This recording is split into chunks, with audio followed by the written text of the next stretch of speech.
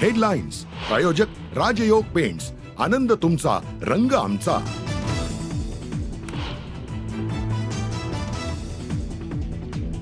भाजपची पहिली यादी जाहीर। पहिल्या यादीत देवेंद्र फडणवीस, चंद्रशेखर बावनकुळे यांच्यासह 99 जणांचा समावेश। भाजपकडून अनेक विद्यमान आमदारांना पुन्हा संधी। सुधीर मुनगंटीवार, गिरीश महाजन, चंद्रकांत पाटील यांच्यासह बहुतांश नेते पुन्हा मैदानात। 10 नव्या चेहऱ्यांना संधी।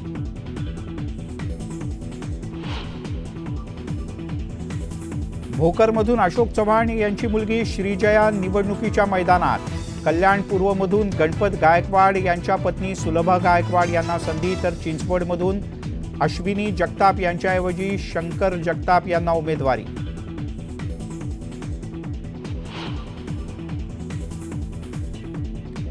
भाजपचे बोरिवली आणि वर्सोव्यातले उमेदवार अद्याप जाहीर नाहीत। सुनील राणे आणि भारती लवेकर यांचं तिकीट कापलं जाण्याची शक्यता।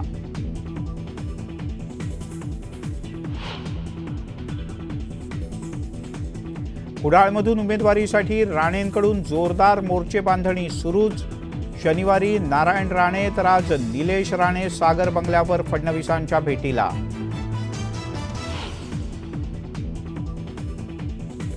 जिथे निवडून येईल तिथेच उमेदवार देणार, तर एससी एसटींच्या मतदारसंघात आरक्षणाला पाठिंबा देणाऱ्याला मदत करू, विधानसभेसाठी जरांगे यांची रणनीती ठरली। आरक्षणाच्या मागणीला पाठिंबा देऊ, हे बॉन्ड पेपरवर लिहून देणाऱ्याला निवडून आणायचं, जरांगे यांचं मराठा समाजाला आवाहन।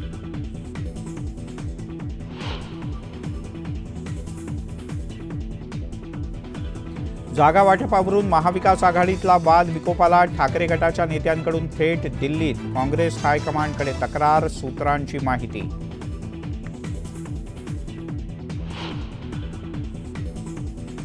आदित्य ठाकरे यांनी वाय.बी. चव्हाण सेंटरमध्ये घेतली शरद पवार यांची भेट। विदर्भातल्या 12 जागांवर निर्माण झालेल्या पेच प्रसंगावर चर्चा झाल्याची शक्यता।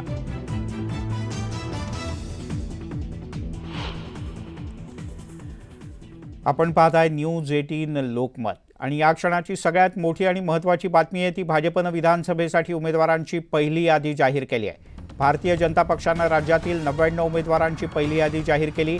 काही अपवाद वगळता भाजपच्या सर्व विद्यमान आमदारांना पुन्हा एकदा संधी देण्यात आली आहे। देवेंद्र फडणवीस हे नागपूर दक्षिण पश्चिममधून, भाजपचे प्रदेशाध्यक्ष चंद्रशेखर बावनकुळे कामठी आपल्या पारंपरिक मतदारसंघातून निवडणूक लढवतील।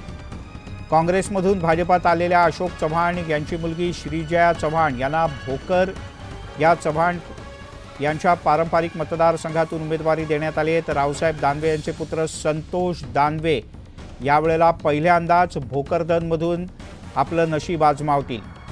मुंबईतल्या 14 जागांवर भाजपनं आपले उमेदवार जाहीर केलेत, पण 3 विद्यमान आमदार अद्यापही वेटिंगवर आहेत। त्यांना अद्याप उमेदवारी जाहीर करण्यात आलेली नाही।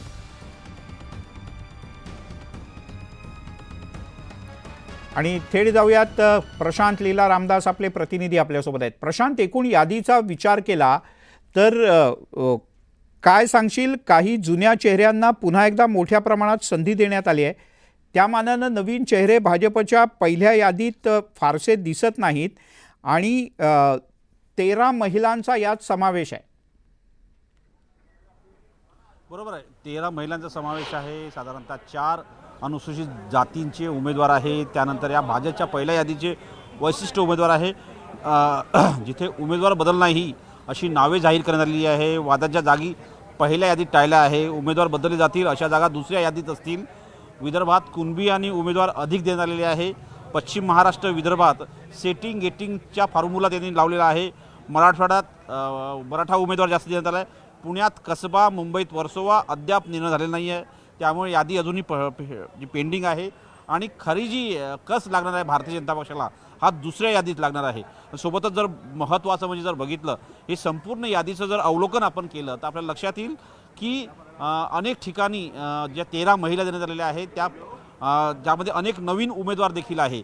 या उमेदवारांचं जर बघितलं आपण तर महत्त्वाचं म्हणजे आशिष शेलार यांच्या बंधूंना देखील तिकीट देण्यात आलेली आहे। एकाच कुटुंबातून 2 तिकिटा देखील देण्यात आलेल्या आहेत. यापूर्वी बोललं जायचं म्हणजे एक पद एक व्यक्ती अशा प्रकारचं घोषवाक्य भारतीय जनता पक्षाकडून दिलं जात होतं, पण ते आशिष शेलारच्या संदर्भात ते टाळलं गेलं असं सध्या आपल्याला पाहायला मिळतं. या प्रकारची संपूर्ण ही आकडेवारी जर बघितली जातानंतर 99 उमेदवार याच्या जाहीर करण्यात आलेले आहे. त्यामध्ये जर बघितलं आपण तर महत्त्वाचं म्हणजे जर बघितलं या 9 उमेदवारांचे पहिलं जे नाव होतं ते देवेंद्र फडणवीस होतं, दुसरं आणि नाव जे होतं ते चंद्रशेखर बावनकुळे यांचं होतं. मिलिंद.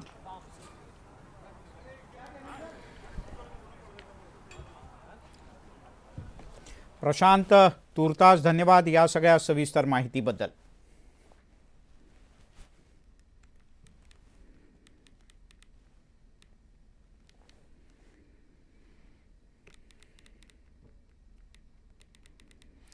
आणि आता बातम्यांचा वेगवान आढावा.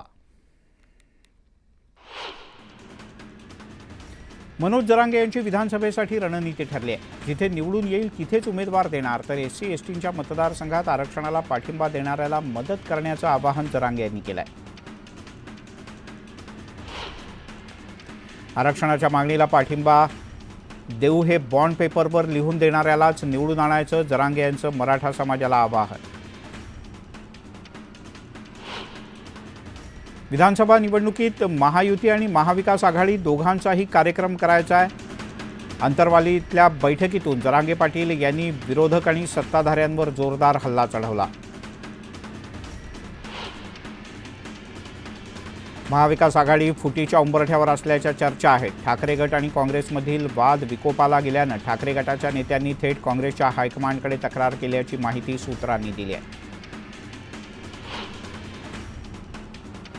भाजपचे नेते निलेश राणे यांनी सागर बंगल्यावर जाऊन देवेंद्र फडणवीस यांची भेट घेतली. निलेश राणे कुडाळ मतदारसंघातून निवडणूक लढवण्यासाठी इच्छुक आहेत, मात्र हा मतदारसंघ शिवसेनेकडे आहे.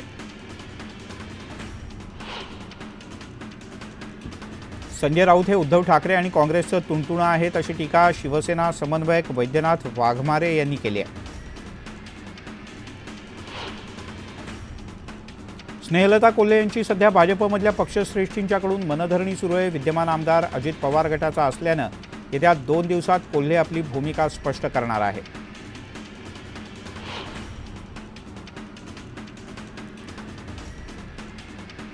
राधाकृष्ण विखे पाटील शिर्डी मतदारसंघात नव्यानं मतदार जोडून निवडणूक जिंकण्याचा प्रयत्न करत असल्याचा आरोप नाना पटोले यांनी केला. यानंतर नाना पटोले वैफल्यग्रस्त असल्याचा पलटवार विखे यांनी केला आहे.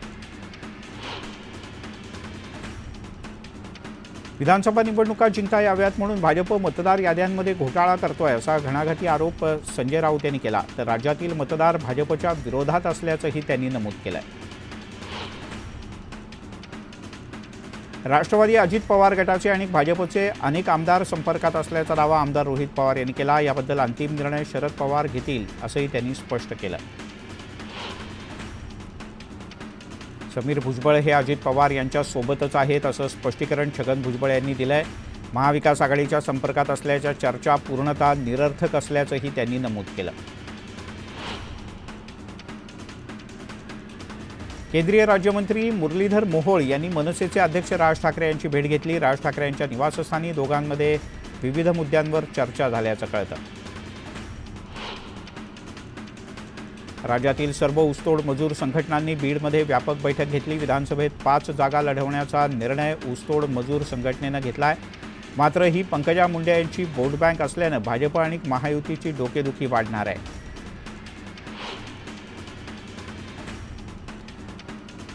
महाराष्ट्रीय पुन्हा महायुतीचं सरकार यावं आणि मागाठाणे मतदारसंघात प्रकाश सुर्वे यांच्या आमदारकीची हॅट्रिक व्हावी यासाठी महिलांनी साकडं घातलं.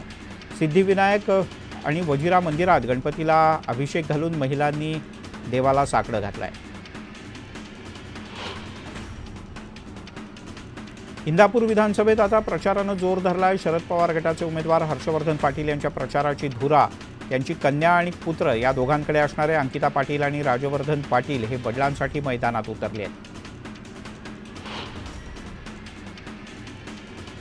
वाशिमच्या कारंजा विधानसभेसाठी शरद पवार गटाकडून वर्षा राठोड यांनी दावा केलाय.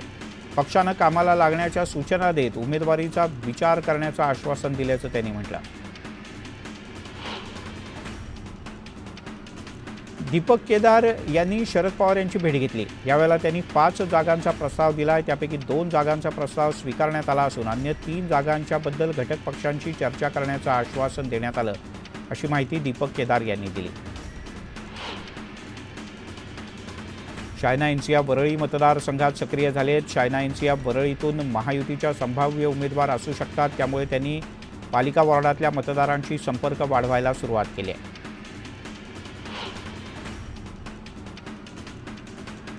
35 वर्षांच्या राजकारणानंतर चिमणराव पाटील यांनी थांबण्याचा निर्णय घेतला आहे। त्यांच्याऐवजी आता त्यांचे चिरंजीव अमोल पाटील विधानसभा निवडणूक लढवणार आहेत। यासाठी शिवसेनेकडे उमेदवारीची मागणी करण्यात आली आहे।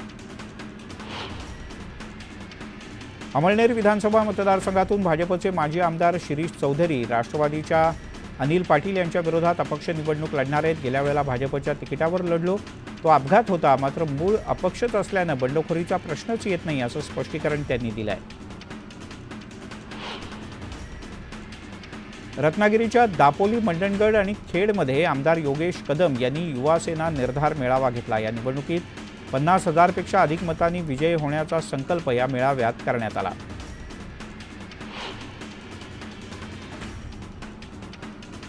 कोथरूडमध्ये मनसेकडून निवडणूक लढवण्यासाठी इच्छुक असलेल्या किशोर शिंदे यांनी प्रचाराची तयारी सुरू केली आहे। त्यामुळे कोथरूडमध्ये शिंदे हेच मनसेचे उमेदवार असतील अशी शक्यता वर्तवली जाते।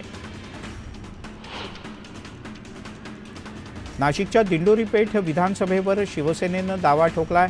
राष्ट्रवादीचे नेते दिंडोरीचे विद्यमान आमदार आहेत, त्यामुळे या जागेवरून महायुतीत वादाची ठिणगी पडण्याची शक्यता आहे। महायुतीतून बाहेर पडल्यानंतर दौंडच्या पाटसमध्ये रासपचा मेळावा सोमवारी आयोजित करण्यात आला होता। यावेळेला महादेव जानकर रासपच्या पहिल्या उमेदवाराची घोषणा करणार आहेत।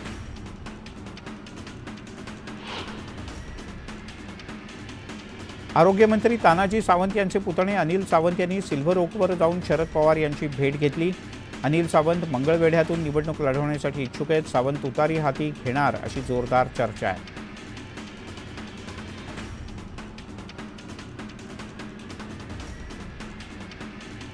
वाशिम आणि दिग्रस येथे डॉक्टर सिद्धार्थ देवळे आणि ॲडव्होकेट सुधाकर देशमुख यांनी त्यांच्या सहकाऱ्यांसह उबाठा पक्षात प्रवेश केला। मशाल मिळाली आणि ती घराघरात पोहोचवली। आता वाशिममध्ये आपला विजय पक्का असा विश्वास उद्धव ठाकरे यांनी व्यक्त केला।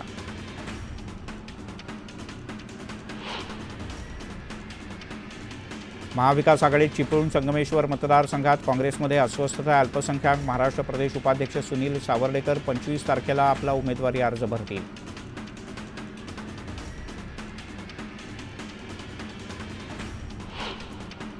जळगावात स्वामी समर्थ केंद्राच्या अतिक्रमणाच्या कारवाई विरोधात सेवेकऱ्यांनी आंदोलन केलं। राष्ट्रीय महामार्गावर रास्ता रोको करण्यात आला, त्यामुळे मोठ्या प्रमाणात वाहतूक कोंडी झाली होती।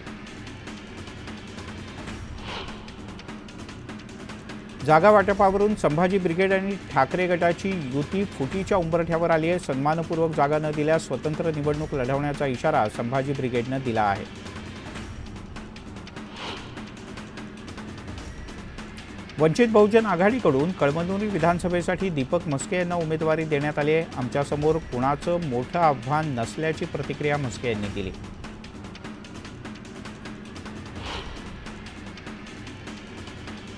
मुंबई गोवा महामार्गावर लोटे परिसरात एसटी आणि कारचा मोठा अपघात झाला। या दोन्ही वाहनांचं नुकसान झालं असून सुदैवानं कोणीही जखमी झालेलं नाही। पालघर मुंबई अहमदाबाद राष्ट्रीय महामार्गावर प्रचंड वाहतूक कोंडी झाली। चारोटी ते सोमटाणे या परिसरात जवळपास 10 किलोमीटरपर्यंत वाहनांच्या लांबच लांब रांगा लागल्या होत्या। वाशिम जिल्ह्यामध्ये यंदा शेतकऱ्यांनी 23,700 एकरवर हळद पिकाची लागवड केली आहे। पीक चांगलं बहरल्यानं शेतकऱ्यांना भरघोस उत्पादनाची अपेक्षा आहे।